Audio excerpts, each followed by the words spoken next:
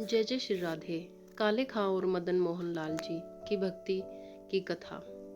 करौली में मदन मोहन जी के मंदिर में झाड़ू लगाने का कार्य करने वाले एक भक्त थे। उनका नाम था काले खां। काले खां भी मदन मोहन लाल जी के मंदिर में झाड़ू लगाया करते थे।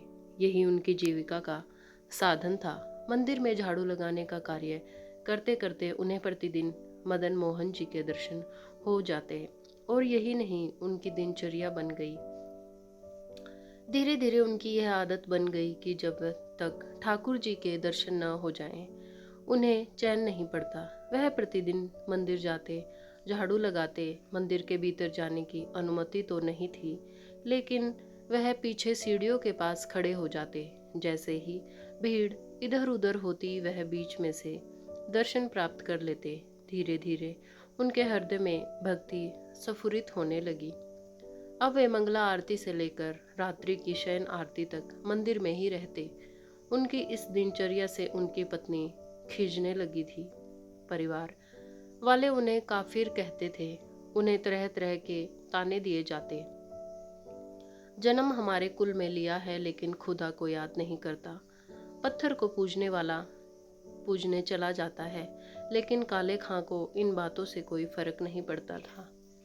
इसके विपरीत अब उनकी पत्नी उनसे दूर रहने लगी।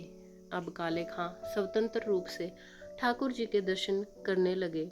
वह कहते, चलो अब दोपहर को खाना खाने घर नहीं जाना पड़ेगा। घर जाओ तो चिक चिक सुननी पड़ती है।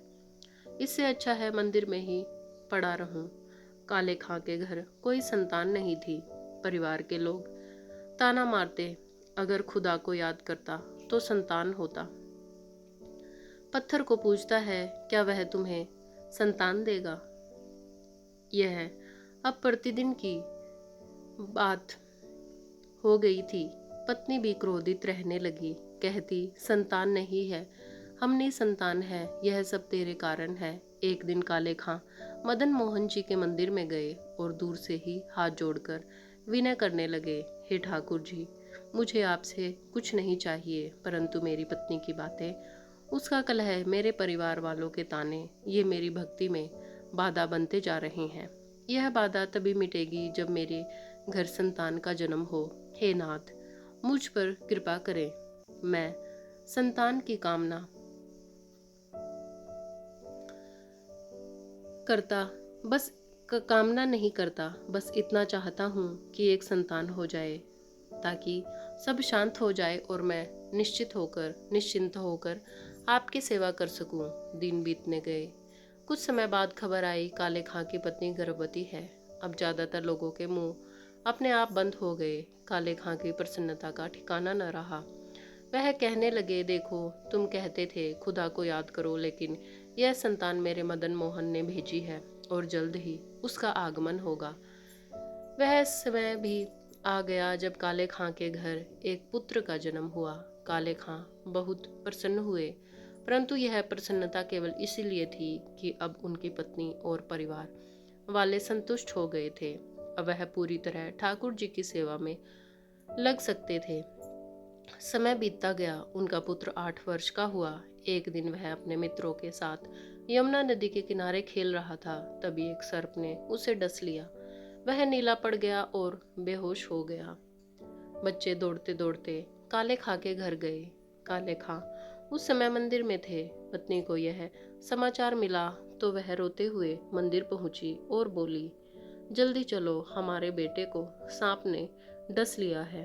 वह नदी किनारे बेहोश पड़ा है। मैं जा रही हूँ, तुम किसी ओझा को लेकर आओ, नहीं तो हमारा बेटा मर जाएगा।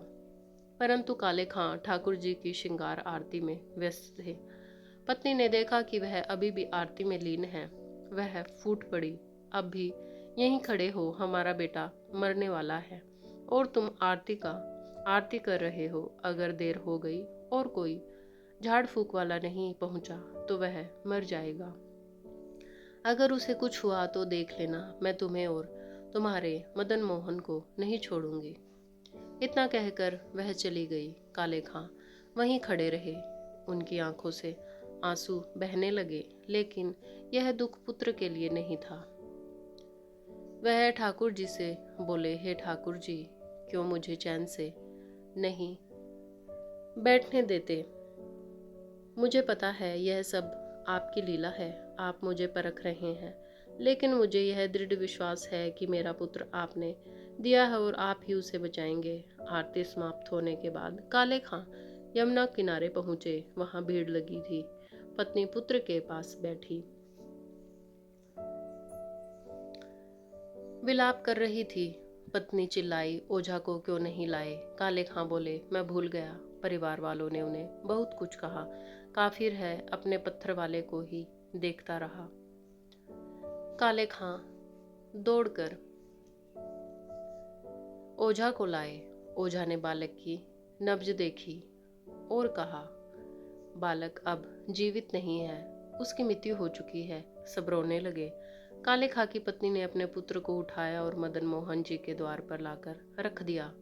वह चिल्लाई, कहते थे कि यह संतान मदन मोहन लाल ने दी है, तो अब उसे जीवित करके दिखाएं। अगर यह जीवित नहीं हुआ तो मैं इसी द्वार पर जान दे दूंगी, तुम्हें, तुम्हारे भगवान की ओर पूरे परिवार को नष्ट कर दूंगी।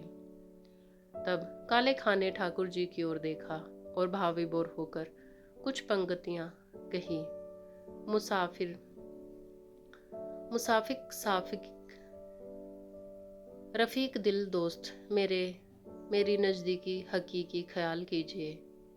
मेहरबान कदरदान आला तू जहान बीच, तुझ जैसे गरीबों का गुनाह माफ कीजिए। काले बेकरार खड़ा तेरे दरबार पे, नंद के कुमार जरा गौर अब कीजिए। हिंदुओं के नाथ हो तो हमारा कोई दावा नहीं, लेकिन जगत के नाथ हो तो हमारी भी सुध लीजिए। जैसे ही उनके नेत्रों से अश्रुधारा गिरी, नीला पड़ चुका था, धीरे धीरे श्वेत होने लगा।